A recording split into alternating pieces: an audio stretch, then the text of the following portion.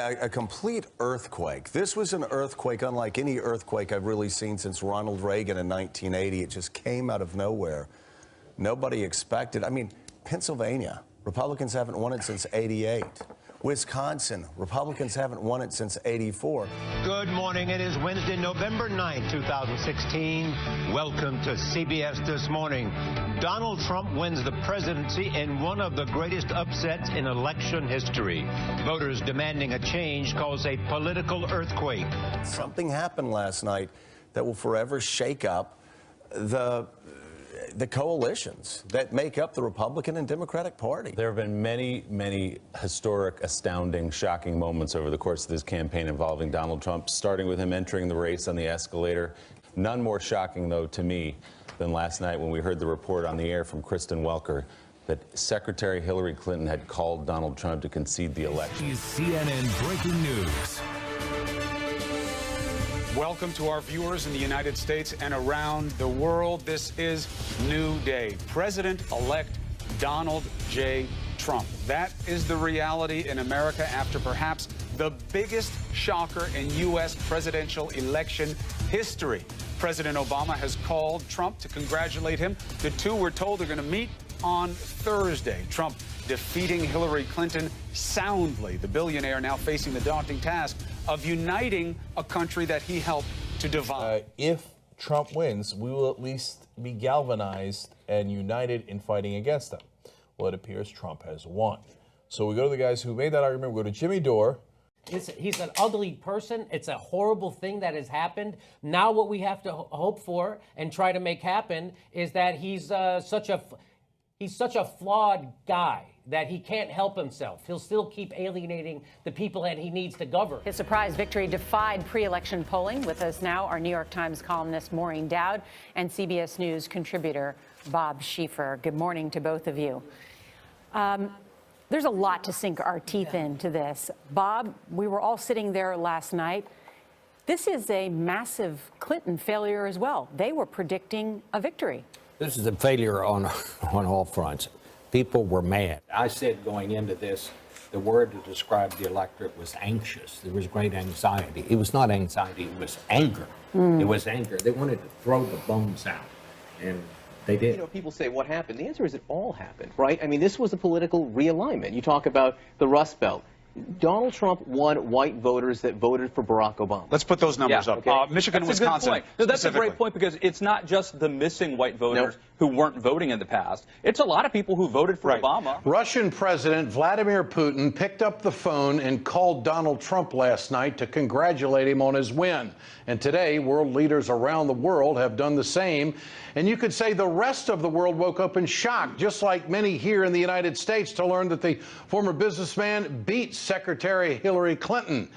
And you don't need to look very hard to see how they feel about it. Trump won 274 electoral votes to become the 45th president of the United States. Joining me right now to break down exactly what happened is pollster and Fox News contributor Frank Luntz. Frank, good to see you. I love this map. I love this map, too, but we have to talk about you were very sure that Clinton would win. You tweeted about it last night. What do you think happened? The exit polls have never been so wrong. And what they're going to have to do is they have to throw it all out.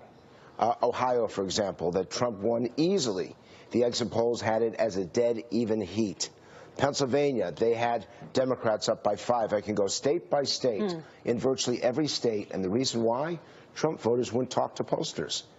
It's all part of this psyche. I'm not going to help you undermine or destroy the country.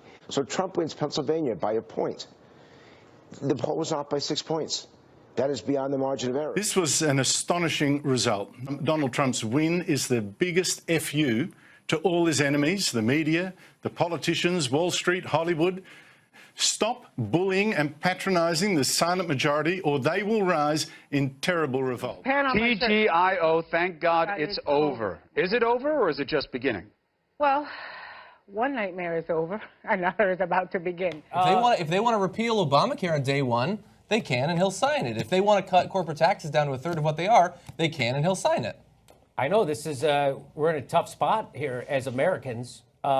This is what happens when the media and the Democratic Party are in bed together, I guess. This is what happens. Strategist Ben Ginsburg joins us, an ad man, now spokesman for Xanax. Donnie Deutsch. Donnie Deutsch, How I you bet doing? you would give up your supply of HGH for a week Yes. if last night hadn't have turned out the way it did. Would you do that? Yeah, I would give up a lot. Look, this election was always about fear.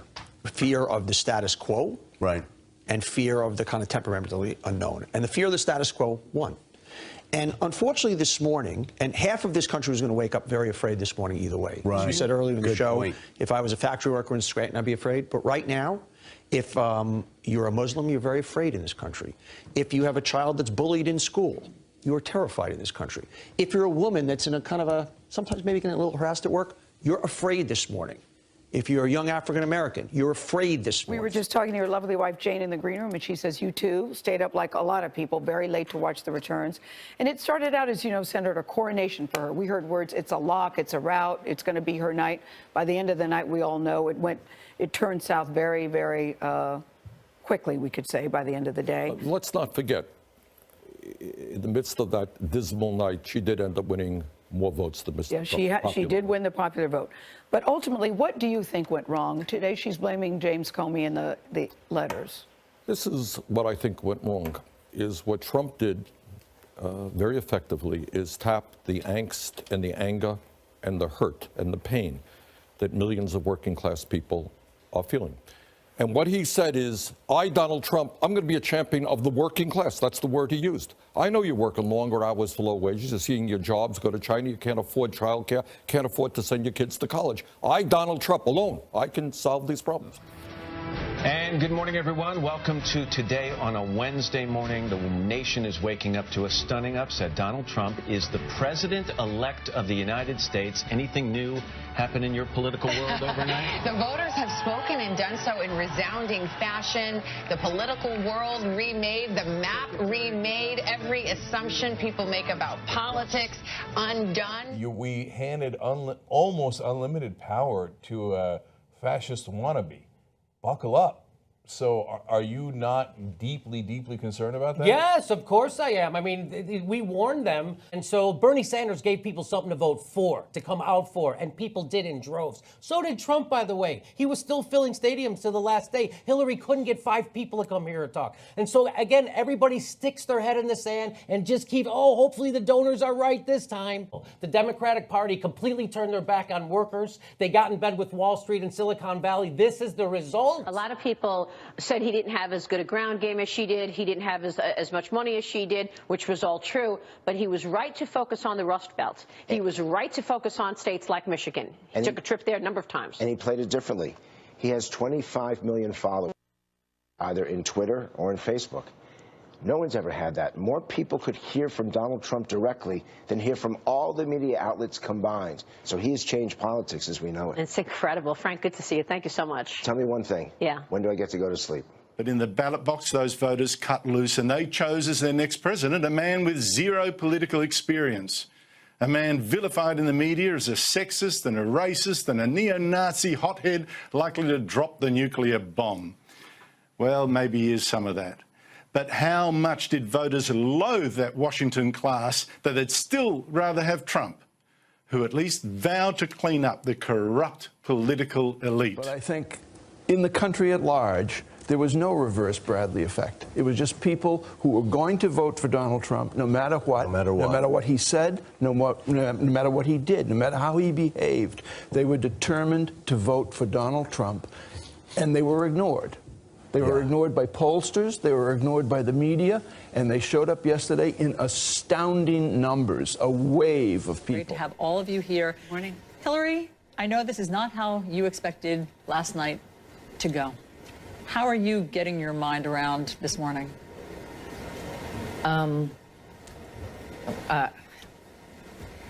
It's scary. I'm scared. Sanctimonious commentators will claim this result proves that every second American must be a cretin. And Hillary Clinton herself fed this fantasy. She disastrously indulged in exactly the kind of abuse during the campaign that makes the left so contemptible. Everything that he's talked about, everything that we've all talked about, they could have seen it coming.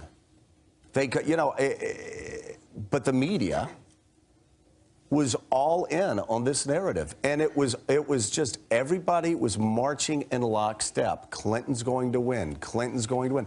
Early voting came out, and I was doing those little 270 to win maps.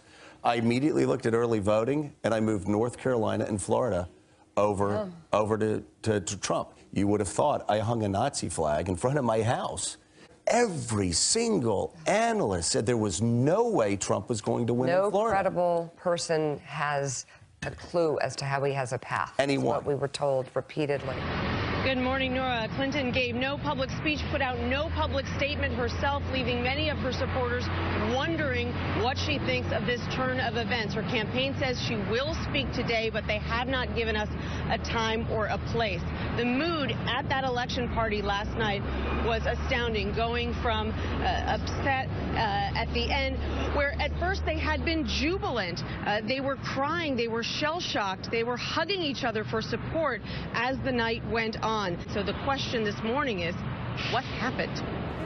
Markets around the world are in turmoil at this hour over Trump's astonishing victory. So global markets are down sharply on the news of Donald Trump's victory. How will U.S. markets open today? CNN business correspondent Allison Kosik is live at the New York Stock Exchange with more. What do you predict, Allison? Good morning, Allison. I would say when markets open in a couple hours, I would say buckle up. We are seeing Dow futures down as much as 370 points. This is a CBS News special report. I'm Charlie Rose with Nora O'Donnell and Gail King in New York. Anthony Mason is with us. Trading is about to open on Wall Street. We expect dramatic losses at the opening bell as investors react to the election of Donald Trump as the next president of the United States. The markets expect uncertainty in the weeks and months ahead. Jeff Glor is on the floor of the New York Stock Exchange this morning. Jeff, good morning. What's the mood like there? Well, and they've been certainly dealing with that anxiety and that uncertainty all night long. U.S. markets did level off a bit overnight after a big swing down in futures. At one point, the Dow futures were pointing to an open down 800 points. When the results of the election became clear, trading was actually halted briefly, but then resumed and the numbers stabilized. Here we go on the open. As we wait to see where these numbers go, talking to these traders down here this morning, you know, it's been very interesting. They're aware of what Donald Trump has said about ripping up some of these trade deals, revamping the tax code a lot more. They say they just don't have specifics on it. So there is concern. They're expecting a very active day. I haven't heard anyone call it a panic day at this point. As the Dow opens down 30. And there we see Jeff. And maybe even in positive territory.